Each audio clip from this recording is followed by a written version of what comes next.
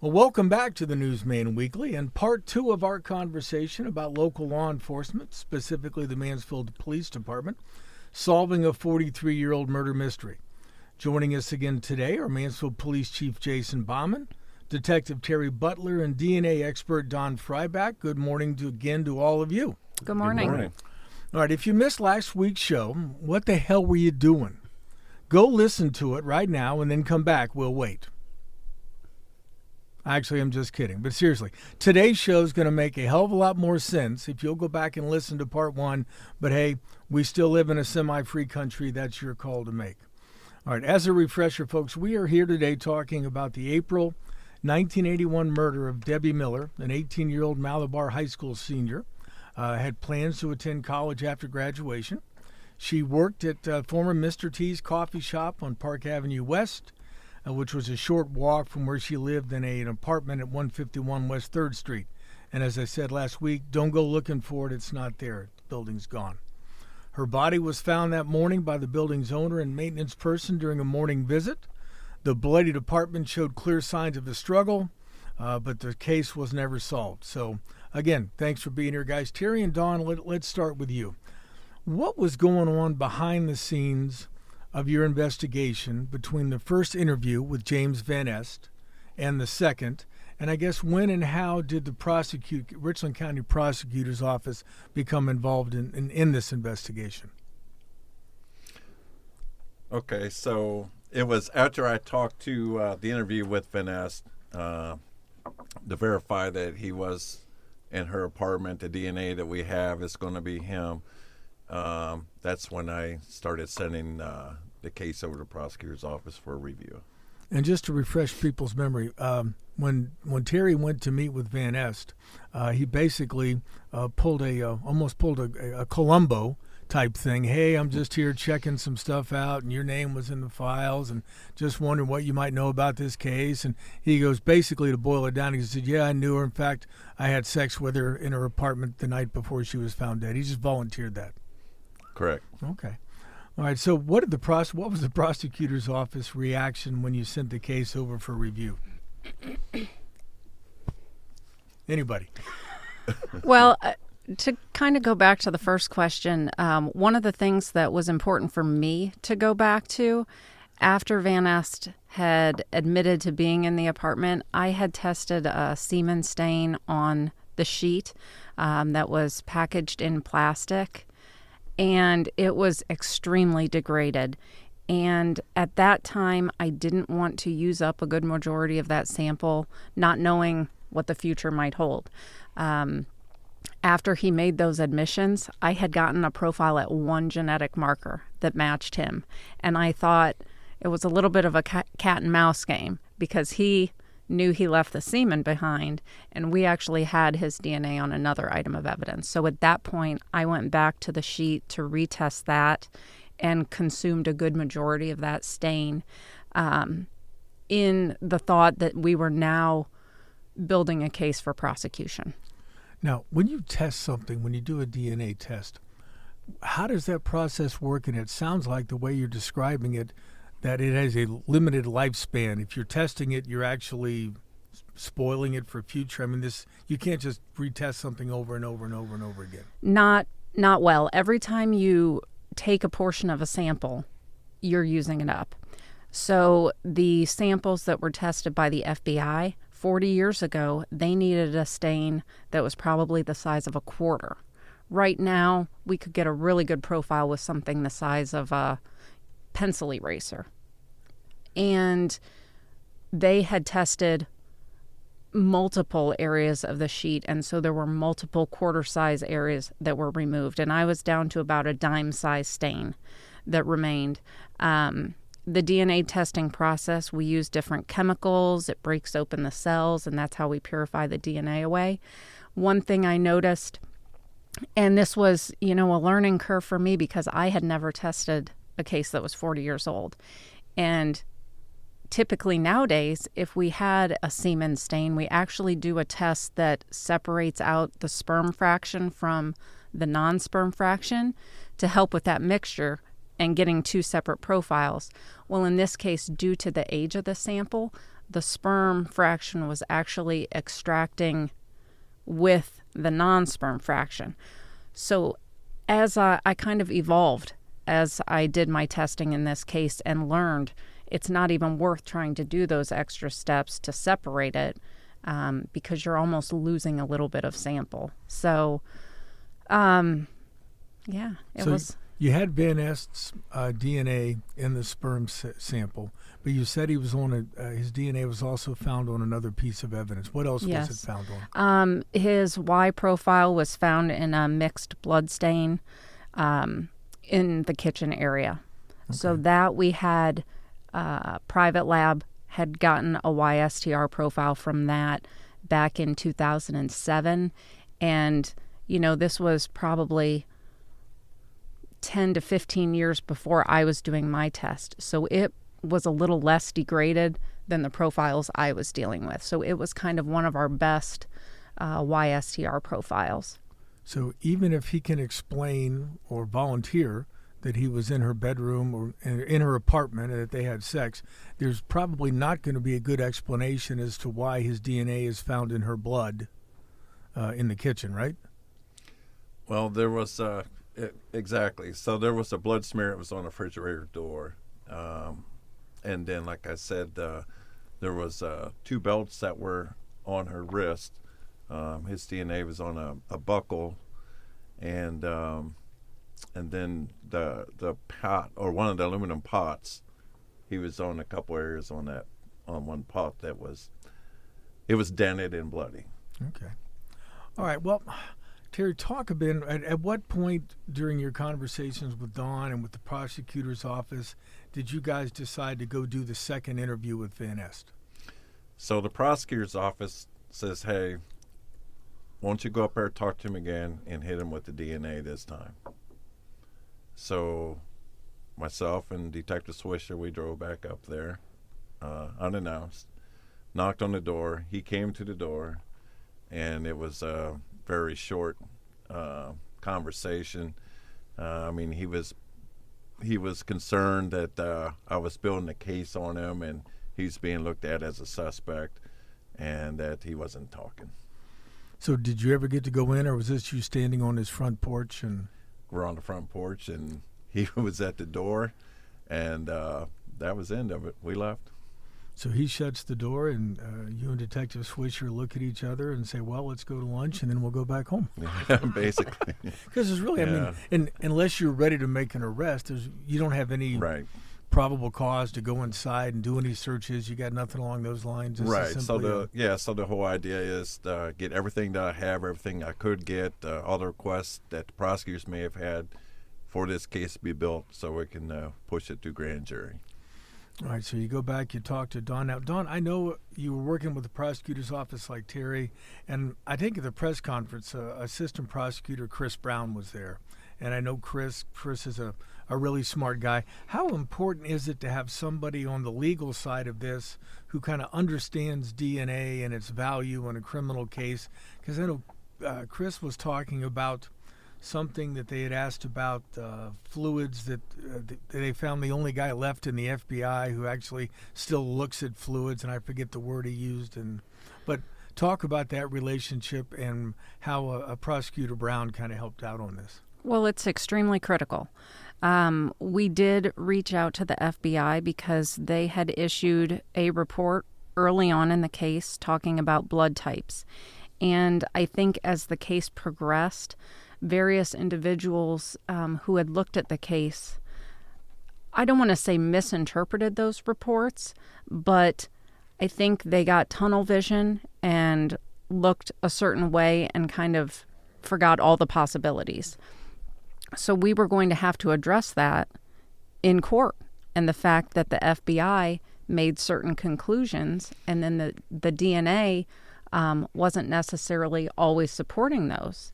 And the reason is because a lot of those tests were also done with enzymes, which just do not last as long in life as DNA does. So we had reached out to the FBI and talked with a individual who worked under the FBI serologist who issued the report in the case. And we had talked about getting somebody from the FBI that could testify as to those results. So the FBI still does do serology, but they no longer do blood typing. And it was going to be somewhat difficult to find somebody who could testify to that, but we had located an individual, and Chris Brown sat in on those conversations we had with the FBI, which is important for both us and the prosecutor's office.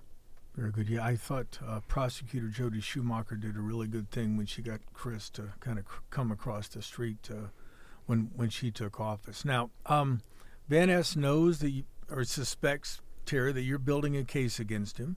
You guys are working with the prosecutor's office. You're building this case, and something must have clicked in Van Ness's head that said, this might be a really good time for me to kind of disappear. So, Jason, after that second interview, kind of take us through what you think, what it looks like Van Ness did in response to kind of the circle closing in on him. Yeah, well, throughout this whole thing, over the course of, we're talking about a 3-year investigation, Detective Butler was coming to us, briefing us. So, at the time, Chief Porch and myself, it's like living a daytime drama live. And I specifically remember this conversation. Anytime we go into another agency's jurisdiction, to do interviews, we always alert that jurisdiction. And Terry had done that with Canton PD, and he had come to me and told me that, after their last attempt at an interview, that Canton PD had reached out to him just to give him a heads up and said that apparently Mr. Van Ness had sold his house to one of those places for pennies on the dollar. Right. So as soon as he tells me that, it's immediate to me, and I'm not even knee deep in the case like, him and Dawn, that he's in a hurry to get out. But he had left some firearms behind, and the new owners or the realtor or somebody come in and just wanted Canton to know, they did us a solid letting us know. So they start doing their background and find out that he had been arrested down in West Virginia. Because this guy, Van Ness, is a convicted felon who's not allowed to possess or own guns. Yes, that is correct. Okay. And at that point, Terry had told me that he had been locked up on state charges for possessing 2 firearms in a pickup truck that had a trailer attached to it, that none of it was registered to him. He had never transferred any of the ownership to him. So immediately, in my mind, it became apparent that, this cat was on the run. Do you remember what part of West Virginia he got arrested in? It was Ripley? Yes, Ripley. Ripley is Right. what it was. All right, so he's you find out he's arrested. How quickly does he post bond and take off again? Well, that story ends up a little later, for me anyways. Well, I'll tell you, it was November 18th. I was unaware that the feds had actually taken this case over, which I think Terry can speak to a little more, and it had gotten a rather speedy indictment for the feds, to say the least. So this went from a state case in West Virginia to a federal indictment, Terry? For weapons violation, that's correct. Why is it just because he had such a criminal history that the feds said this is something we need to treat differently? So if you remember, when they were covering the shootout on November 18th up north, Marshall was on there, and he was dropping some of his extensive criminal history that he had, and he's obviously he's prohibited from having any firearms. He's a dangerous guy. So there's a federal indictment, which is issued after he posts bond on the state charge? Right. So the state charge down in West Virginia, he was able to bond out. He had a large sum of money with him from the house sale. And the whole thing comes out, he got pulled over for driving. Somebody complained about the driving, so they stop him. He had a weapon on his person. I believe it's in the back waistband. Weapon in a bag in the truck, and a large sum of money, maybe $30,000 or something like that. That's not suspicious at all. No, well, the guns wouldn't be suspicious in Ripley, but a large amount of cash. Right, Yeah, and his story was he was going down to buy some land unseen. So they're thinking, where'd you get this money from? Is there a bank robbery or something you did? So anyway, they do more digging. He's a felon in possession of weapons. They lock him up. And I found out about it, and so when I reached out to ATF here to see if they can look into this case, as I was looking to get my case go through grand jury, to help keep him locked up. And they did. They were able to get him indicted. They had a federal warrant, but between securing that warrant, he was able to bond out. He bonded out with state charge down in West Virginia, and they were able to track him down up north again. So he turned left Ripley, West Virginia, and apparently came back home to Canton. How far? I mean, it wasn't the same house he was living in. Where was he staying, or do we know? What I looked at, and I only was reading through the media, was he was at a hotel. Oh, yeah. Yeah, he was at a hotel somewhere up there in the Canton area. All right. Now, did the federal authorities, ATF, Marshal's office, did they call you guys and say, hey, we're going to go pick him up? We're going to try to arrest him on this warrant? So I was in contact with the agent down in West Virginia in Charleston, and she's the one that had told me that Mr. Vaness was indicted. We have a federal warrant for him, sealed warrant. And they're like, do you have any ideas where he might go? Because he's not in West Virginia anymore. And we knew he had connections up there with female up north. And, you start from there. All right. So on the day, I think you said it was November 18th of last year, the authorities go to serve this indictment and take Mr. Van Est into custody. What kind of happened then? Well, from what I read in the paper, and I can tell you on November 18th, just fitting for the story, I was sitting in the bureau and we were going over one of our homicides that was only a couple days old, trying to wrap your head around that and talking with the detectives and the lieutenant and that. And how do we navigate this current homicide? And the door busts open, and in comes 8-foot-tall Terry Butler, who looks at me and says, Chief, you're not going to believe this. And I said, what's that, Terry? And he says, the feds just tried to arrest Vaness. He's in a shootout with Canton SWAT. He shot one in the arm, and they're trying to get him as we speak. And I said, of course, why not? Why would that not happen right now? And so thank goodness the Canton officer, from what I've heard, is recovering and doing well, and Mr. Vaness didn't fare as well, but it's what happens when you bring a gun to a SWAT fight. Yeah. So James Van Est dies in a Canton or North Canton hotel room, and one of the things you guys talked about is it possible or is it probable that Van Est was not thinking they're trying to pick me up on a weapons charge? Is it possible or probable in his mind that, you know what, they finally got me on this 43-year-old murder thing? So, I mean, otherwise, why would he have a shootout over a gun warrant? Correct. And I kind of touched on that in the press conference, and please understand this is my gut opinion, on this, is that Mr. Vaness would not have known that there was a federal warrant out for him for gun possession. Again, when you look at the totality of the circumstances in this case, with him selling and fleeing, days after Detective Butler has gone up, his confession, Mr. Vaness knew what he had done. When he got out of West Virginia, he obviously fled back to the Canton area. And when authorities come banging on your door, I'm thoroughly convinced that he thought we were there for that homicide of Debbie Miller back in '81. All right. And I'll ask all three of you the same question. After 3 years of work on this case, and Mr. Van Est dies basically in a shootout with law enforcement, is it disappointing that you were never able to actually arrest him and bring him back to stand trial, Terry and Dawn, to be able to take the witness stand and show the evidence that you've been able to collect and demonstrate, during a trial, and have Mr. Van Est actually answer for what he had done? I personally, I think it's disappointing. Yes, I think it's great for families of victims to see what we can do 40 years later. And I think it would have been exciting to present. I think I would have been on the witness stand for a couple days. Yeah. That I don't look forward to.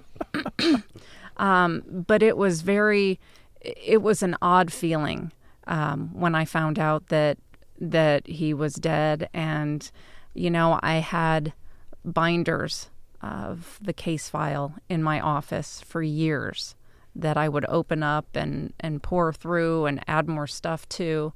And it was very odd to just kind of close those binders, but to know that there was an end and to know that we were able to give the family a name. So that was important, though. Terry, from your standpoint, this is a guy you chased for 3 or 4 years. How fun would it have been to put the cuffs on him and say you're under arrest for the murder of Debbie Miller? I was really looking forward to that day. And, wearing on you for 43 years, I'm thinking, I don't know. I mean, realizing that he's been had, what he gave talk to me and tell me exactly how it all went down. But, it's family has doesn't have all the answers for that, why he did it. I would have loved to know, but either way, I guess, he's not going to be able to hurt anybody else. Where does this case, you've 19 years with the department, where does this case rank in your mind of the cases you've worked on? That's top one. Yeah. Yeah. All right. Jason, case like this, does it send a message to folks out there, especially other criminals who think they've gotten away with a crime that, 40 years later, maybe you didn't? Oh, I think it absolutely should. I think, as we've all seen, as technology gets better and the DNA gets better and, we got people like Dawn out there, I don't think you're ever safe.